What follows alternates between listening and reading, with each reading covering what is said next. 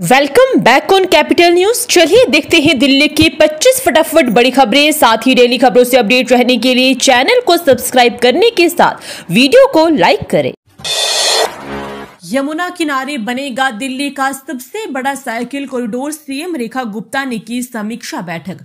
यमुना किनारे वजीराबाद पुल से NH 24 और आगे कालिंदी कुंज बायोडायवर्सिटी पार्क तक प्रस्तावित 53 किलोमीटर लंबे साइकिल कॉरिडोर का काम 3 साल में पूरा होगा। यह ट्रैक राजधानी में ग्रीन मोबिलिटी की नई पहचान बनाएगा। बुधवार को मुख्यमंत्री रेखा गुप्ता ने कहा कि यह केवल एक ट्रांसपोर्ट प्रोजेक्ट नहीं बल्कि दिल्ली के पर्यावरण, स्वास्थ्य और पर्यटन को मजबूत करने की ऐतिहासिक पहल है। अब लंबे रूट पर भी देवी बस चलाने की तैयारी, गाड़ियों की कमी होगी दूर, दिल्ली सरकार बना रही है योजना। राजधानी में सार्वजनिक परिवहन व्यवस्था बड़े बदलाव के दौर से गुजर सकती है। यमुना पार सहित कई इलाकों से लगातार मिल रही बसों की अनुपलब्धता की शिकायतों ने सरकार को विकल्प तलाशने पर मजबूर कर दिया है। ऐसे में बड़ी 12 मीटर बसों के रूट पर देवी बसें यानी छोटी ई बसें चलाने की तैयारी है। इससे यात्रियों को अतिरिक्त विकल्प मिलेगा और बसों की किल्लत को आंशिक रूप से दूर किया जा सकेगा। हालांकि देवी बसों को लास्ट माइल कनेक्टिविटी के लिए संकीर्ण क्षेत्रों में संचालित करने के लिए लाया गया है। यह बसें ऐसी जगह पर चलाई जा रही है जहां पर DTC की 12 मीटर लंबी बसें नहीं जा सकती है। दिल्ली के करोल बाग में अवैध मोबाइल फैक्ट्री का भांडाफोड़, 5 आरोपी गिरफ्तार। दिल्ली के करोल बाग में अवैध मोबाइल फैक्ट्री का पर्दाफाश हुआ है। पुलिस ने छापेमारी कर 5 आरोपियों को गिरफ्तार किया है। फैक्ट्री में भारी मात्रा में अवैध मोबाइल फोन और उपकरण बरामद हुए हैं। पुलिस मामले की जांच कर रही है और अन्य संभावित सहयोगियों की तलाश जारी है।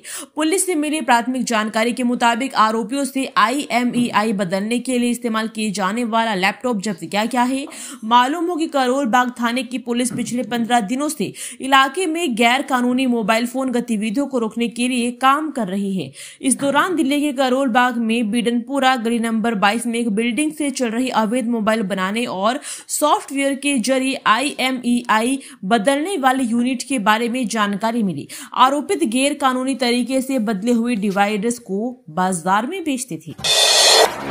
DDA ने रोशन आरा क्लब की सदस्यता के लिए आवेदन की अंतिम तिथि बढ़ाई, 15 दिसंबर तक कर सकते हैं आवेदन। दिल्ली विकास प्राधिकरण ने रोशन आरा क्लब की सदस्यता के लिए आवेदन की अंतिम तिथि 15 दिसंबर तक बढ़ा दी है। इच्छुक उम्मीदवार अब इस प्रस्तावित अवधि में आवेदन कर सकते हैं। सदस्यता के लिए पात्रता मानदंड और अन्य विवरण DDA की वेबसाइट पर उपलब्ध है, जहां से आवेदक जानकारी प्राप्त कर सकते हैं। पिछली सरकारों का नारा था गरीबों को गरीब रहने दो। सीएम रेखा गुप्ता ने कहा अब हर झुग्गीवासी का होगा पक्का मकान। मुख्यमंत्री रेखा गुप्ता ने पिछली सरकारों पर निशाना साधते हुए कहा कि उनका नारा था गरीब को गरीब रहने दो। उन्होंने घोषणा की कि उनकी सरकार हर झुग्गीवासी को पक्का मकान उपलब्ध करवाएगी, जिससे उनके जीवन स्तर में सुधार होगा और उन्हें बेहतर भविष्य मिलेगा। सरकार गरीबों के उत्थान के लिए प्रतिबद्ध है। हमने झुग्गी बस्तियों के विकास के लिए अलग से 700 करोड़ रुपए का बजट निर्धारित किया है।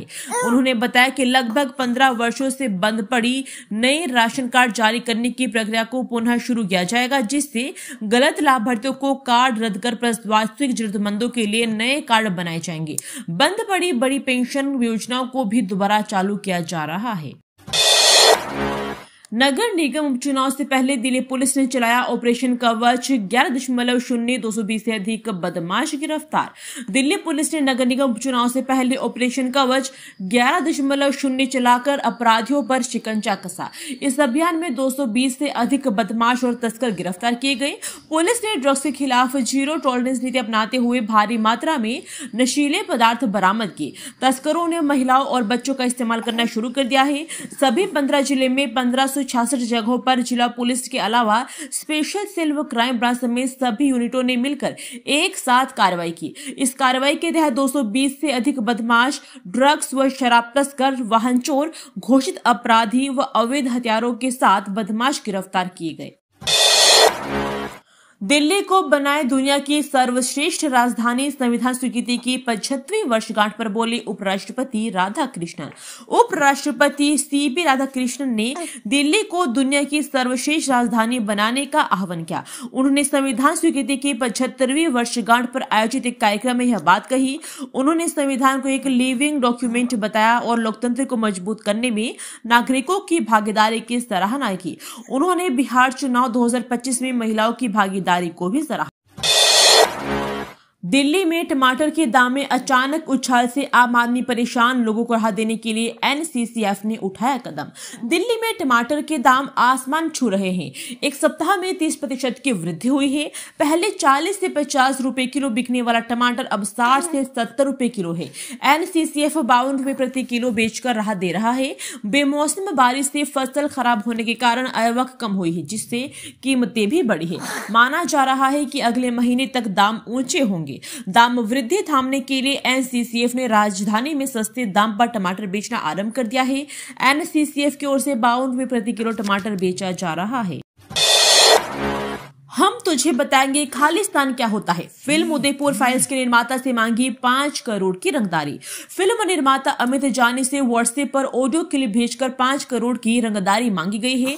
पैसे न देने पर जान से मारने की धमकी भी दी गई है। पीड़ित ने मालवीय नगर थाने में शिकायत दर्ज कराई है। धमकी देने वाले ने खुद को खालिस्तानी बताया है और उदयपुर फाइल्स फिल्म बनाने पर आपत्ति जताई है। गृह मंत्रालय ने अमित जानी को वाई श्रेणी की सुरक्षा दी है। पुलिस को दी गई शिकायत के मुताबिक अमित जानी 25 नवंबर को छतरपुर में मां कात्यायनी का दर्शन करने गए थे। वहां से लौटते समय रात 10:08 पर उनके मोबाइल पर अनजान नंबर से ऑडियो क्लिप आया। इसमें एक व्यक्ति ने खुद को खालिस्तानी बताते हुए अभद्र भाषा का प्रयोग किया और 5 करोड़ रुपए की रंगदारी मांगी। डीएमआरसी ने शुरू किया 10 साल का मास्टर प्लान। किराया रेवेन्यू बढ़ाने से लेकर लास्ट माइल कनेक्टिविटी तक सब कुछ बदलेगा। दिल्ली मेट्रो रेल कॉर्पोरेशन अगले 10 सालों के लिए योजना बनाना शुरू कर दिया है, जिसमें नेटवर्क का विस्तार और सर्विस क्वालिटी में सुधार हो शामिल है। 2027 से 2037 तक का रोड मैप 2047 तक विकसित भारत के विजन के अनुसार होगा। इसके लिए कंसल्टेंट नियुक्त किया जाएगा जो ऑपरेशन परफॉर्मेंस और रेवेन्यू सोर्स का विश्लेषण करेगा। वित्तीय स्थिरता और पर्यावरण पर भी ध्यान दिया जाए। सरकारी कर्मचारियों के लिए ईडी का तोहफा, पहले आओ पहले पाओ के आधार पर मिलेगा फ्लैट्स। दिल्ली विकास प्राधिकरण ने सरकारी कर्मचारियों के लिए एक नई आवास योजना शुरू की है। इस योजना के तहत फ्लैट पहले आओ पहले पाओ के आधार पर आवंटित किए जाएंगे। ये योजना सरकारी कर्मचारियों को किफायती आवास प्रदान करने के उद्देश्य से शुरू कर दी गई है, जिससे उन्हें जल्द ही अपने घर का सपना साकार करने का अवसर मिलेगा। केंद्र सरकार, राज्य सरकारों, public sector undertakings, local bodies और ऑटोनॉमस इंस्टीट्यूशंस के सभी कार्यरत और रिटायर्ड कर्मचारी इस स्कीम के लिए एलिजिबल होंगे। सभी कर्मचारियों को 25% डिस्काउंट भी मिलेगा। बेरोजगार डीटीसी ड्राइवरों और कंडक्टरों की बल्ले बल्ले, दिल्ली सरकार ने निकाली भर्ती। दिल्ली सरकार प्रदूषण नियंत्रण के लिए डीटीसी के अतिरिक्त कर्मचारियों का उपयोग करने पर विचार कर रही है। इलेक्ट्रिक बसों के प्रचलन से कई डीटीसी ड्राइवर और कंडक्टर बेरोजगार हो गए हैं। सरकार इन कर्मचारियों को यातायात पुलिस और डीपीसीसी जैसे विभागों में तैनात करने की योजना बना रही है, ताकि प्रदूषण नियमों का उल्लंघन करने वालों पर निगरानी रखी जा सके और प्रदूषण को नियंत्रित किया जा सके। दिल्ली पुलिस से दूर होगी जांच अधिकारियों की कमी, 135 नए एसआई समेत 291 पुलिसकर्मी फोर्स में शामिल। दिल्ली पुलिस अकादमी में 287 पुलिसकर्मियों और 4 दानिश अधिकारियों के लिए पासिंग आउट परेड हुई। पुलिस आयुक्त सतीश गोलचा ने प्रशिक्षुओं को बधाई दी और तकनीक के इस्तेमाल पर जोर दिया। उन्होंने संगठित अपराध, साइबर अपराध और आतंकवाद को खत्म करने पर ध्यान केंद्रित करने की बात कही है। प्रशिक्षुओं को पुलिस प्रक्रिया, आपराधिक कानून और साइबर अपराध में प्रशिक्षित किया गया। सीबीएसई का बड़ा फैसला, अब 6ठी से 8वीं क्लास तक स्किल एजुकेशन जरूरी। सीबीएसई ने सभी संबद्ध स्कूलों में कक्षा 6ठी से 8वीं तक कौशल शिक्षा को अनिवार्य कर दिया है। छात्रों को वास्तविक जीवन के कौशल सीखने पर ध्यान देना होगा, जैसे पौधों की देखभाल और बुनियादी यांत्रिक कार्य। एनसीईआरटी द्वारा विकसित स्किल बोध श्रृंखला की पुस्तकें लागू की गई है, जिनमें छात्रों को विभिन्न कार्य आधारित परियोजनाएं करनी होगी। मूल्यांकन में पारंपरिक परीक्षाओं के साथ साथ व्यवहारिक कार्यों को भी महत्व दिया जाएगा। मिरांडा हाउस ने दिलाई 15 गुमनाम महिलाओं को पहचान, संविधान बनाने में थी इनकी अहम भूमिका। मिरांडा हाउस कॉलेज ने संविधान निर्माण में योगदान देने वाली 15 गुमनाम महिलाओं को पहचान दिलाई है। इन महिलाओं ने संविधान सभा में सक्रिय भूमिका निभाई और महिलाओं के अधिकारों के लिए आवाज भी उठाई। कॉलेज ने उनके जीवन और कार्यों पर शोध कर प्रदर्शनी का आयोजन किया, जिससे उनके योगदान को उजागर किया गया और उनके परिवारों में खुशी की लहर दौड़ गई। गर्लफ्रेंड नहीं, आतंकी मुजमिल की पत्नी है डॉक्टर शाहीन, इस मस्जिद में हुआ था निकाह। दिल्ली के लाल किले के पास हुए विस्फोट मामले में नया खुलासा हुआ है। डॉक्टर शाहीन आतंकी मुजमिल की पत्नी है, गर्लफ्रेंड नहीं। उनका निकाह अल फलाह यूनिवर्सिटी के पास एक मस्जिद में हुआ था। मुजमिल पहले आतंकी संगठन अंसार गज़वत उल हिंद से जुड़ा था। 2022 में श्रीनगर में आतंकियों की एक बैठक हुई, जहां से इसे पूरे मॉड्यूल की शुरुआत हुई। मुजमिल ने यूनिवर्सिटी को आतंकी गतिविधियों का केंद्र बनाया। प्रदूषण के कारण बेटे की सर्जरी करनी पड़ी, दिल्ली की हवा को लेकर एक मां का वीडियो वायरल। दिल्ली के प्रदूषण में एक बच्चे की सेहत इतनी बिगड़ी कि उसकी सर्जरी करनी पड़ी। मां ने वायरल वीडियो में बताया कि प्रदूषण के कारण बच्चे को स्टेज 4 एडेनोसिस हो गया था। उन्होंने इस स्वास्थ्य संकट के लिए खराब हवा को जिम्मेदार ठहराया। दिल्ली में हवा की क्वालिटी दिन ब दिन खराब होती जा रही है। सरकारी और प्राइवेट ऑफिसों में आधे स्टाफ को वर्क फ्रॉम होम दे दिया गया है। पहले से ही स्वास्थ्य समस्याओं से जूझ रहे कई लोगों की हालत और भी खराब हो गई है। इससे जुड़े कई सोशल मीडिया पोस्ट भी वायरल हो रहे हैं। अब एक मां का रोते हुए वीडियो सोशल मीडिया पर वायरल हो रहा है, जिसमें वह दिल्ली के वायु प्रदूषण को अपने बच्चे के अस्पताल में भर्ती होने का कारण बता रही। पराली के प्रदूषण को लेकर आ गया बड़ा अपडेट, जाने अब आगे क्या होगा। पराली जलाने का सीजन लगभग बीत चुका है। अब पराली से प्रदूषण बढ़ने की संभावना कम है। पिछले सालों की तुलना में इस बार अब तक पराली जलाने के मामलों में काफी कमी आई है। इस बार जो अलग ट्रेंड रहा वो यह कि पंजाब और हरियाणा में तो पराली जलाने के मामले काफी कम हुए, लेकिन राजस्थान और यूपी में पराली जलाने के मामले बीते सालों की तुलना में सबसे अधिक रहे हैं। जिस थाली में खाया उसी में क्या छे, ड्राइवर ने मालिक के घर किया हाथ साफ, 4 करोड़ के गहने बरामद। दक्षिण पश्चिम जिला पुलिस की एंटी बर्गलरी सेल ने चोरी की खुलासा किया है, जिसने सभी को हैरान कर दिया है। जिस ड्राइवर पर घर की सुरक्षा की जिम्मेदारी थी, वही ड्राइवर करोड़ों की चोरी का मास्टरमाइंड निकला। पुलिस ने आरोपी महेंद्र दान 30 वर्षीय निवासी इंदोखा गांव राजस्थान को गिरफ्तार कर लिया है। उसके कब्जे से करीब 4 करोड़ के हीरे जवाहरात और सोने के जेवरात की कीमती वस्तुएं बरामद की गई। अयोध्या में अब दिखेगा राम लल्ला का पूरा मंदिर। दिल्ली अयोध्या वंदे भारत एक्सप्रेस का किराया और रूट यहां देखिए। जब से 22 जनवरी 2023 को अयोध्या में राम मंदिर का उद्घाटन हुआ है, तब से अब तक लाखों श्रद्धालु राम लल्ला के दर्शन करने के लिए यहां पहुंच रहे हैं। अयोध्या तक रेल और सड़क के साथ ही हवाई कनेक्टिविटी भी बेहतर हुई है, जिससे श्रद्धालुओं के लिए यहां पहुंचना आसान हो गया है। इसके बावजूद बहुत से लोग अब भी अयोध्या में राम लल्ला के दर्शन नहीं कर पाए हैं। अगर आप भी उनमें से हो तो अब देर ना करें। अब तो प्रधानमंत्री नरेंद्र मोदी ने मंदिर में शिखर भवन पर भगवा ध्वज भी लहरा दिया है। इसका मतलब है कि मंदिर का निर्माण कार्य पूरा हो चुका है। अगर आप रामलला के दर्शनों के लिए अयोध्या आने का प्लान बना रहे हैं, तो चलिए एक बार फिर दिल्ली से अयोध्या आने वाली वंदे भारत के बारे में विस्तार से जान लेते हैं। 3 महीने बंद रहेगी दिल्ली की रेलवे क्रॉसिंग, ट्रैफिक डायवर्जन लागू, इन रास्तों का करें इस्तेमाल। दिल्ली के पास रेलवे क्रॉसिंग पर चल रहे निर्माण कार्य के कारण अगले 3 महीने ट्रैफिक डायवर्जन लागू रहेगा। जानकारी के मुताबिक 3 नवंबर से निर्माण प्रक्रिया जारी है, जो अगले 3 महीने तक और जारी रहेगी।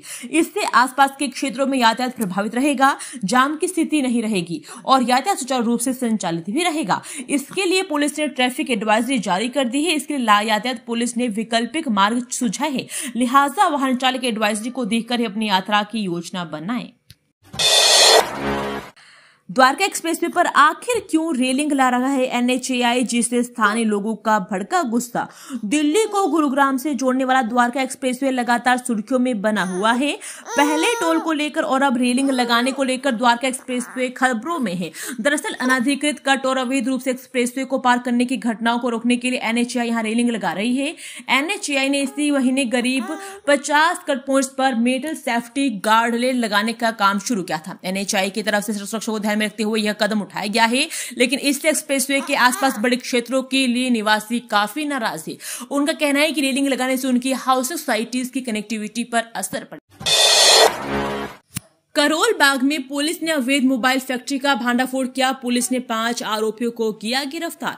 दिल्ली पुलिस को बड़ी कामयाबी हाथ लगी है। ऑपरेशन साइबर हॉक के दौरान सेंट्रल डिस्ट्रिक्ट के करोल बाग पुलिस स्टेशन में गैर कानूनी मोबाइल बनाने वाली यूनिट का भांडाफोड़ किया गया है। पुलिस ने 5 आरोपियों को गिरफ्तार किया है। पुलिस के मुताबिक पुलिस स्टेशन करोल बाग पिछले 15 दिनों से इलाके में गैर कानूनी मोबाइल फोन एक्टिविटी रोकने के लिए लगातार काम कर रहा था। इस दौरान दिल्ली के करोल बाग में बेडनपुरा के गली नंबर 22 में बिल्डिंग से चल रही गैर कानूनी मोबाइल बनाने और IMEI बदलने वाली यूनिट के बारे में खास जानकारी मिली। पुलिस ने 1826 मोबाइल फोन बरामद किए हैं। IMEI बदलने के लिए इस्तेमाल किया जाने वाला लैपटॉप जब्त किया है। Vital MEI 2.0 software, IMEI scanner, हजारों मोबाइल बॉडी पार्ट्स और प्रिंटेड IMEI लेबल बरामद किए गए हैं।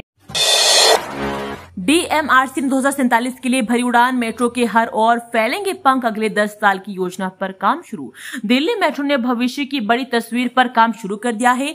मेट्रो का लक्ष्य है 2047 तक दिल्ली NCR में यात्रा का तरीका पूरी तरह बदल दिया जाए। इसी दिशा में दिल्ली मेट्रो रेल कॉर्पोरेशन ने अपनी 10 साल की योजना बनाने की प्रक्रिया शुरू कर दी है, जो देश की विजन 2047 और NCR प्लान 2041 के अनुरूप तैयार होगी।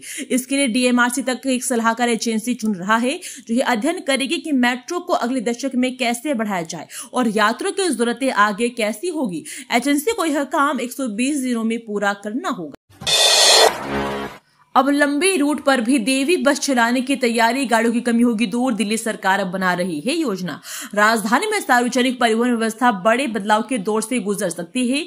यमुना पार सहित कई इलाकों से लगातार मिल रही बसों की अनुपलब्धता की शिकायतें ने सरकार को विकल्प तलाशने पर मजबूर कर दिया है। ऐसे में बड़ी 12 मीटर बसों की रूट पर देवी बसें यानी छोटी ई-बसें चलाने की तैयारी है। इससे यात्रियों को अतिरिक्त विकल्प मिलेगा और बसों की किल्लत को आंशिक रूप से दूर किया जा सकेगा। हालांकि देवी बसों को लास्ट माइल कनेक्टिविटी के लिए संकरित क्षेत्रों में संचालित करने के लिए लाया गया है। यह बसें ऐसी जगहों पर चलाई जा रही है जहां पर DTC की 12 मीटर लंबे बसें नहीं चल सकती है। दोस्तों, वीडियो पसंद आया तो वीडियो को लाइक एवं चैनल को सब्सक्राइब कीजिए और कमेंट करके बताइए कि आप दिल्ली के किस जगह से इस वीडियो को देख रहे हैं। जय हिंद, वंदे मातरम।